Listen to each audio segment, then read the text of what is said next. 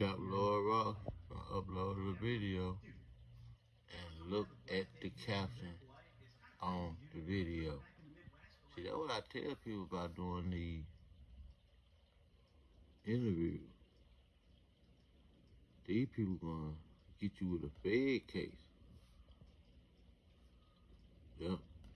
Trap Lord Ross implicated Young Thug and Lil Woody in the murder of Big Nut.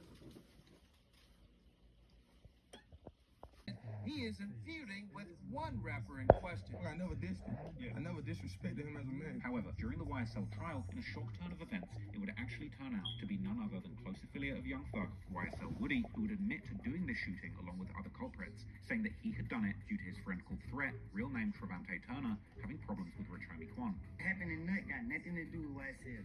This is screaming language. This got everything to do with Threat.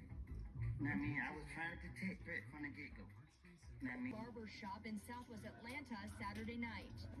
Right now, it doesn't appear that they had any connection to the business. They were just kind of hanging out, is what we are hearing. Investigators say it appears to have been a drive-by shooting, and according to several witnesses we spoke with, an automatic weapon was. Nut got me on, so. Birdman 2 would pay homage to Nut after his passing, posting a picture of the two on Instagram with a caption calling Nut a solid guy who would never be forgotten. According to the DA Fannie Willis, the murder of Nut would begin a years-long bloody back and forth between YSL and YFN, which may have led to as many as 50 shootings. And, according to the former Fulton County DA Paul Howard, already in 2017 had led to 4 retaliatory murders. But in the immediate aftermath of the murder, it wouldn't ultimately take long for the authorities to get an idea of just who might have been behind the hit, as already the following day, none other than YSL Woody would find himself in police custody, as the police had allegedly been hearing rumours that he was actually behind the murder, so they wanted to interview him straight away, as he would later recall in the YSL trial.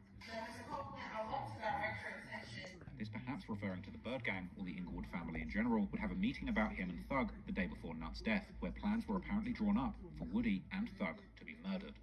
Woody would pretty much categorically deny anything that he had told the police during previous interrogations being true. Therefore, it's hard to know what to believe when it comes to his stories, and YSL Woody is not a very reliable narrator in any kind of scenario. But law enforcement, on the other hand, would lay out their theory of what happened in a 2016 affidavit for a search warrant regarding items that they had discovered during a 2015 arrest of Young Thug in relation to the investigation into the murder of Big Nut. According to the police, they had first learned about an ongoing dispute between Thug's YSL and Big Nut's Inglewood family gang in November 2014. They would also claim that Shannon Jackson, aka Shannon Stillwell, aka SB, was the one to have pulled the trigger in the murder of Big Nut, aka Donovan Thomas, and that it was the January 5th altercation at Club Crucial between Shell Kel and Lil Woody which would be the ultimate catalyst for the murder of Nut, which was followed by dozens of retaliatory shootings between YSL and the Inglewood family's gangs. This even included a shooting of Lil Woody's girlfriend's parents' house immediately on the same night of Big Nut's murder. For whatever it's worth, Woody would also allege to the police that Demekion Garlington, aka D, had told him right after the murder that Jackson, aka SB,